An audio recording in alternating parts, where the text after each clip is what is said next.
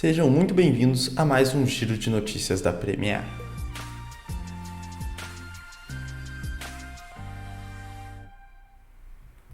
Opa pessoal, meu nome é Felipe Jacques, eu sou assessor de investimentos credenciado pela Ancor e possuo especialização em investimentos Ambima.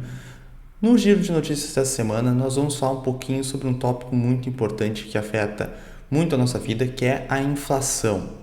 É aquela coisa de você ir no supermercado e ver o preço das coisas aumentando e o seu poder de compra caindo. Você conseguindo comprar cada vez menos coisas, tendo que trazer uma quantidade de dinheiro maior para comprar as mesmas coisas que você conseguia comprar antes com uma quantia muito menor.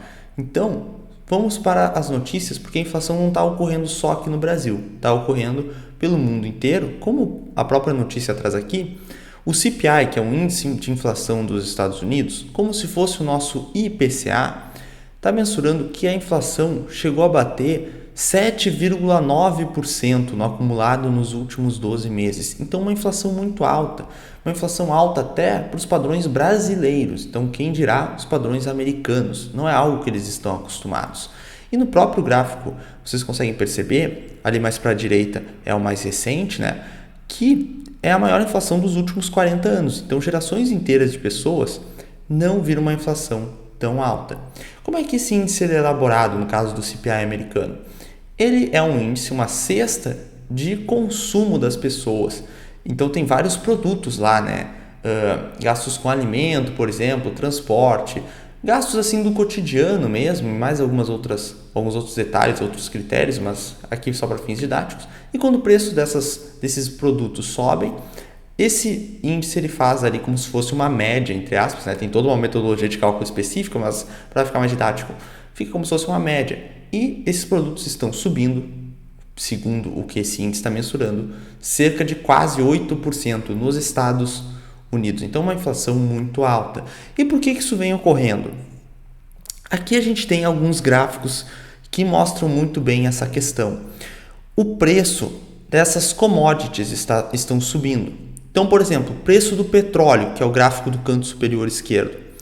Quando o petróleo aumenta de preço, pessoal, isso tende a causar uma inflação. A inflação, que é conhecida majoritariamente como aumento geral dos preços, ela tende a acontecer com o aumento do petróleo, por quê? Se o preço do petróleo fica mais caro, a gasolina fica mais cara. Ou seja, tudo que é transportado, toda a questão logística, vai ficar com um preço maior. Então, todas as empresas que dependem de transportar as coisas vão ter um custo a mais na sua cadeia de produção. E claro, essas empresas tendem, uma hora ou outra, a passar esses custos para o preço do produto final. Então, nós consumidores, quando vamos comprar um produto, ele vai estar mais caro porque essa empresa teve mais custos com o que ela gastou com gasolina, de transporte, logística. E também temos os derivados de petróleo, que se eles ficam mais caros, eles também são utilizados como insumos em outros produtos mais elaborados. Então, o preço do petróleo subindo, a gente sabe que tende a gerar uma inflação mais para frente. Mas não só o petróleo. Agora, com essa questão da crise, da guerra entre a Rússia e a Ucrânia, a Rússia está sofrendo várias sanções. É claro, pelo que ela está fazendo, né? Uma guerra, algo muito triste. Então, a resposta do Ocidente foi fazer sanções para a Rússia. Então, tanto a Europa quanto os Estados Unidos. Só que a Rússia, pessoal, ela é uma dos maiores exportadores de algumas commodities. E também, claro, além do petróleo, além do gás natural, de commodities alimentícias, como, por exemplo, a soja e o milho. Então, se esses alimentos eles ficam mais caros, isso significa que a cesta de consumo das pessoas também vai ter um preço maior. Além disso, o milho ele é utilizado para alimentar gado. Então, se o milho ficar mais caro, os agricultores ou vão ter que pagar mais caro por esse milho ou vão ter que achar um outro alimento. Ou seja, um alimento que é mais caro, obviamente, senão eles já nem comprariam milho em primeiro momento. Mas se eles vão ter que migrar do milho para alguma outra coisa, vai ser outro alimento mais caro do que o milho era anteriormente. Então, o preço para alimentar o gado sobe, o preço da carne também sobe. Então, os alimentos sendo bem afetados também. Não vamos nem falar aqui das questões dos fertilizantes, né? Que também impactam toda a cadeia de alimentos. Então, a gente tem que somar esses fatores da oferta de produtos, que vão estar mais caras, vão ser bem afetadas, mas também com a quantidade de dinheiro em circulação na economia. O gráfico de cima é o M2, que é um agregado monetário que visa quantificar ali a quantidade de dinheiro em circulação na economia, Olhem a subida vertiginosa que teve ali em 2020, na época que começou essa doença. Olha o quanto subiu. Subiu muito. O que isso significa? Significa que tem mais dinheiro em circulação. Pela lei de oferta e demanda, quando tem uma maior oferta de algum produto, o valor desse produto cai, porque tem mais competição, né? Digamos assim, pensando como se fosse uma ótica de várias empresas ofertando um produto. Quanto maior a oferta, menor é o valor daquilo, é menos raro, né? A tendência do ser humano é valorizar menos aquilo que é mais abundante, aquilo que é menos raro. Então, quando o governo ele aumenta a oferta de dinheiro, isso é uma pressão para o dinheiro perder o seu valor. Quando o dinheiro perde o valor, significa que ele consegue comprar menos coisas do que antes, porque os produtos estão mais valiosos agora que essa moeda está mais abundante. Ou seja, isso tende a gerar uma inflação, é uma pressão inflacionária. Além disso, no gráfico de baixo, nós temos o balanço do Federal Reserve, que vem subindo muito também. Então, o Banco Central Americano, o Federal Reserve, comprando muitos ativos. Então, isso também tende a causar uma pressão inflacionária. E por que essa inflação nos Estados Unidos está ocorrendo? É a grande questão do dinheiro. Nós temos a demanda pelo dinheiro, que vem caindo, ou seja, menos bens e serviços sendo ofertados no mercado pelo período de lockdown, a desaceleração da economia. Então, tem menos coisas que podem ser trocadas por dinheiro, isso significa uma redução da demanda por moeda. Ao mesmo tempo em que a oferta da moeda está aumentando, como a gente pode ver nos gráficos. Então, lei de oferta e demanda básica. Demanda menor, oferta maior, tende a desvalorizar. Nesse caso, desvalorizar o quê? O dinheiro, o dólar. Então, o dólar valendo cada vez menos, você precisa de mais dólares para comprar as mesmas coisas de antes, já que o preço dos produtos subiu bastante. Então, isso é algo bem complicado. Inflação nos Estados Unidos, a gente sabe que vai ter reflexo no mundo todo, ainda mais com essa questão das commodities subindo de preço. Então, qual que é a outra região do mundo que vem sofrendo? A Europa. E aí saiu, agora indo para a segunda notícia, o Banco Central Europeu resolveu manter os juros, mas ele desacelerou, né, vem acelerando a redução da compra dos ativos. Então, por um lado, os juros continuam a mesma coisa, então eles não aumentaram os juros para tentar conter a inflação, mas vão reduzir a compra de ativos. Então, eles decidiram acelerar esse processo de redução das compras de ativos por meio do Programa de Compra de Ativos, o APP, né, como eles chamam em inglês, e reiterou que o programa de compras emergenciais da pandemia terminará esse mês. Então, eles vão comprar menos ativos no programa de compra de ativos e, a princípio, no mês que vem, esse programa emergencial de compra de ativos, chamado Programa de Compras Emergenciais da Pandemia, vai cessar.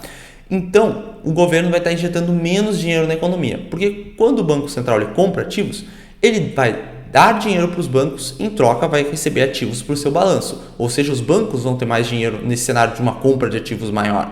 E quando os bancos têm mais dinheiro, se eles emprestarem esse dinheiro, colocarem em circulação na economia, isso significa que é um estímulo monetário. Vai ter mais dinheiro em circulação, o que pode agravar a inflação. Então, para conter a inflação, ao invés do Banco Central Europeu tomar uma medida um pouco mais drástica, como o aumento de juros, eles preferiram fazer de forma mais gradual. Então, parando gradualmente de fazer esses estímulos monetários de compra de ativo, mas vão manter a taxa de juros nos patamares que estão. Até porque, pessoal, o Banco Central Europeu ele não tem como aumentar os juros muito. Ele pode aumentar um pouquinho, mas não vai chegar a um valor alto a taxa de juros deles, porque senão eles quebram os países muito endividados da zona do euro, como por exemplo a Grécia, a Itália, que tem dívida sobre o PIB maior do que 100%, cento e tantos por cento. Então não tem como o Banco Central Europeu aumentar muito os juros. O custo de rolagem da dívida para esses países hiperendividados da Europa vai ficar inviável. Então o Banco Central Europeu não tem muito o que fazer quanto aos juros, eles vão operando na redução da compra de ativos para tentar controlar a inflação. Só que o caso da Europa é um pouco mais preocupante, porque a Europa depende muito do gás natural russo, que agora a Rússia está sofrendo essas sanções, então eles não vão mais ter acesso a esse gás natural da Rússia, vão ter que achar outras fontes mais caras.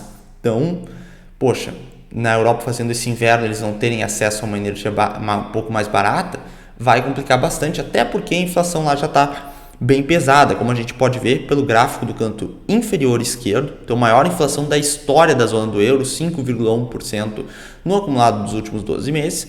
E no canto inferior direito, nós temos o M2 da Europa, a quantidade de dinheiro em circulação na Europa, que veio crescendo bastante nos últimos tempos. Então, aqui é a mesma lógica ali que a gente falou para os Estados Unidos. Quantidade de dinheiro em circulação aumentando, a tendência é que esse dinheiro se desvalorize. Então, o caso da Europa é bem preocupante. E por último, nossa terceira notícia, claro, nesse especial sobre inflação, é a inflação aqui no Brasil. A nossa inflação, medida pelo Índice de Preço ao Consumidor Amplo, sobe 1,01% em fevereiro. E é o maior para esse mês de fevereiro desde 2015 e veio acima do esperado. O gráfico embaixo, então, quais que seriam a meta de inflação, enfim, mas o importante para a gente é a linha azul, o IPCA ocorrido, que está muito elevado, ali os maiores patamares desde 2015, 2016 por ali. Então a inflação no Brasil também veio bem forte. A tendência é que o nosso Banco Central, conforme ele já sinalizou, continue aumentando os juros. Então esperem uma taxa Selic até um pouco maior, até porque agora a gente vai ter mais dificuldade com a inflação. Já teve o reajuste de cerca de 18% no preço da gasolina. Gasolina é aquela coisa, impacta o preço de quase todos os outros bens e serviços finais. Então, com esse choque, com essa guerra, essa recessão econômica que está vindo na forma global, claro que também vai afetar o Brasil. Afetar o Brasil no sentido da inflação. Então, pessoal, pelo vídeo de hoje é isso. Esse foi o especial sobre inflação, dando uma retomada. A inflação não está só aqui no Brasil. É claro que aqui ela se faz presente também, mas na Europa e nos Estados Unidos, que já está inclusive mais elevado que na Europa, só que a Europa com mais preocupações, porque ela é mais dependente no que diz respeito à energia da Rússia. Então a Europa tem esse agravante. E, claro, ela continuou com a sua mesma taxa de juros de antes. Já os Estados Unidos, o pessoal, os analistas estão acreditando que o Federal Reserve, o Banco Central de lá, já vai aumentar a taxa de juros na próxima reunião, porque a inflação lá realmente está muito alta. Então, pessoal, pelo vídeo de hoje é isso. Se vocês gostaram, deixem um like, se inscrevam no canal, comentem o que vocês acharam sobre essas notícias, a opinião de vocês, algo que vocês queiram que a gente traga, algum conceito que vocês querem que a gente explique. E ative o sininho de notificações para receber as notificações dos próximos vídeos. Convido vocês a conhecerem nossos cursos, os links estarão na descrição. Curso Start, mais para quem é iniciante em economia, mercados e quer começar a aprender o básico, diferença entre renda fixa e renda variável.